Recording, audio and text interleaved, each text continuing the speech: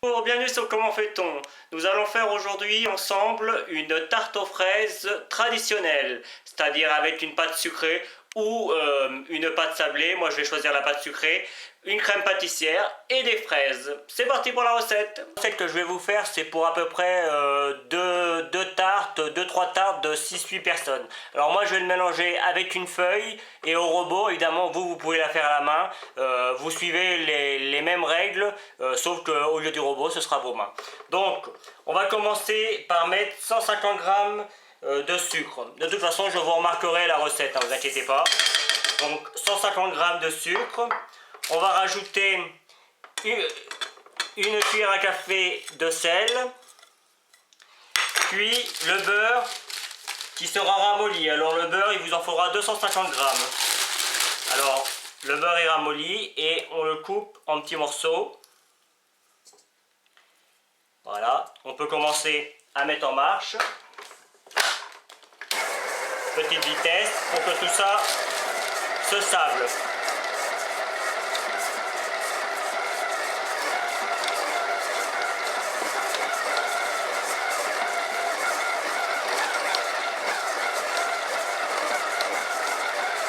Il faut qu'on obtienne une pâte avant de rajouter les œufs, quelque chose d'assez lisse.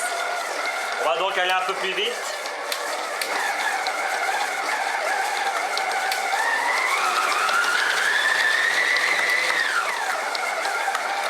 Voilà, le sucre et le beurre ainsi que le sel sont bien mélangés ensemble. On va maintenant rajouter 2 œufs. Et on continue à mélanger tranquillement. Vous allez obtenir une pâte assez lisse et assez molle. On va maintenant rajouter 500 g de farine petit à petit. Alors je vous fais voir, je ne vais évidemment pas faire la totalité, la vidéo serait trop longue. Donc 500 g de farine et on rajoute petit à petit jusqu'à obtenir une pâte plutôt bien consistante. Voilà, on a une pâte quasiment homogène. Comme vous pouvez le voir, au fond, il n'y a quasiment plus rien. Alors, quand on va la reprendre l'ensemble, on va remélanger un petit peu avec la main. Mais là, c'est bon, vous pouvez arrêter. On fait une petite croix sur le dessus pour qu'elle se détende plus facilement. Et on filme et on met au frigo. Et on attend 1 heure avant de commencer à la prendre pour la travailler. Vous pouvez le voir, j'ai pris un petit peu d'avance. J'ai sorti ma pâte du frigo, ça fait à peu près 1 heure qu'elle repose. Et je l'ai étalé. Alors comme vous pouvez le constater, c'est relativement épais. Il faut que ce soit plus épais qu'une pâte traditionnelle, sinon ça va casser et ce serait pas bon. Et surtout qu'elle ne lève pas ni rien. Donc on fait en sorte que ce soit pareil de chaque côté. Alors moi c'est pour un moule de 4 personnes, donc là ça va suffire. Donc ce qu'on fait, on prend la pâte avec le rouleau. Voilà, de façon à ce qu'elle soit plus facile à étaler. On prend un moule que vous aurez beurré au préalable. Alors évidemment vous pouvez prendre un moule avec un fond, il vous suffira juste de la démouler par la suite, c'est pas un problème. Et on va venir dérouler la pâte directement sur le moule. Alors après, il ne reste plus qu'à foncer, foncer c'est pas compliqué. On vient enfoncer tout en... Vous voyez, je prends la pâte et je l'enfonce et avec l'autre pouce, je le plaque contre la paroi. Voilà, j'enfonce, je plaque. J'enfonce, je plaque et on fait ça jusqu'au bout. Voilà. Quand on arrive au bout, on replie chaque côté et on va faire un petit peu de nettoyage. On enlève le surplus et là on vient redonner un petit coup pour que ça fasse quelque chose de propre. Alors je vais essayer de faire, vous voyez, avec les 2 doigts on vient faire comme si c'était une pince et on vient pincer et ça fait quelque chose de propre pour finir. Voilà, donc maintenant on va passer à la cuisson. Alors vous allez préchauffer votre four à 180 degrés. Évidemment on va faire une cuisson sèche, c'est à dire qu'on va rien mettre dedans. On va juste donner des coups de fourchette pour éviter que ça gonfle, mais pas que.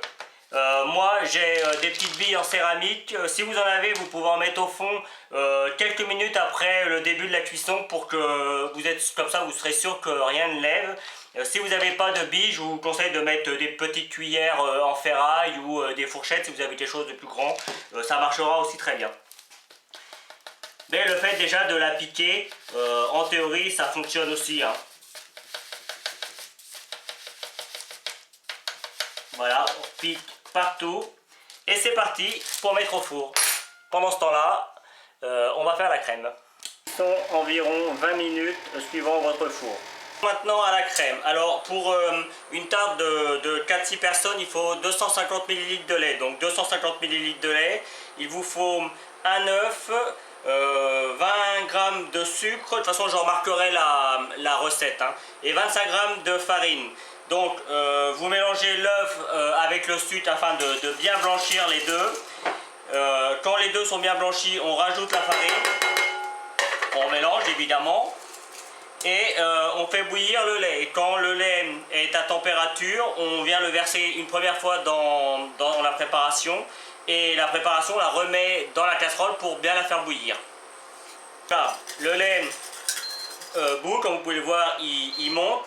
On va donc maintenant le mélanger à la préparation.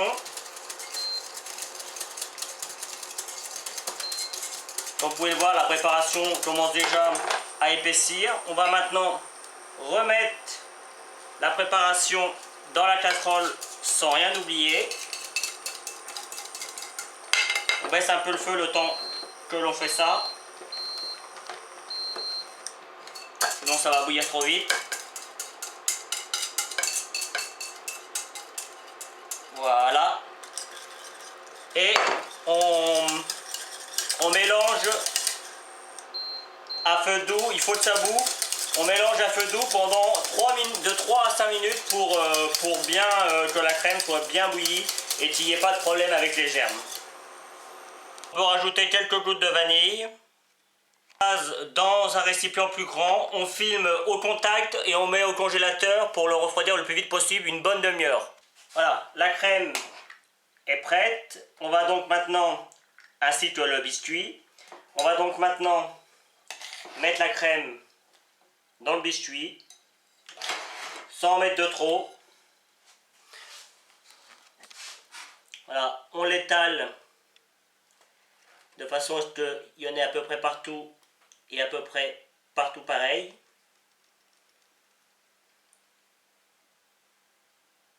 Voilà. On met la crème qui reste de côté. Vous pouvez vous en servir ou la manger comme ça, hein. Donc maintenant, on va... Alors moi j'ai choisi de découper les fraises en deux. Évidemment, vous pouvez très bien mettre des fraises entières et les poser les unes à côté des autres, hein, ça marchera très bien. Moi j'ai choisi de les découper en deux et de faire une sorte de petite rosace avec. Alors pour cela, c'est simple. On vient les déposer les unes à côté des autres en formant un rond. Alors si ça tombe comme là, on évite de la mettre parce que ça ne sera pas joli.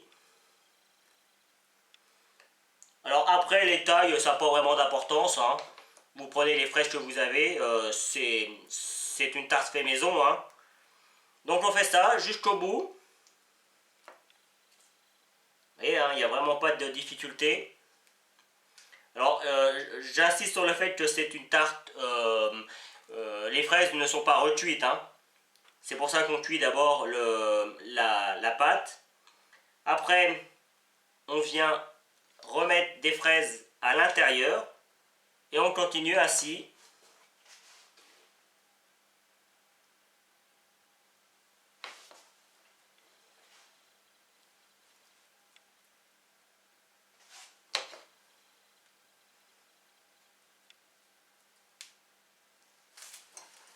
Continue ainsi jusqu'à la fin.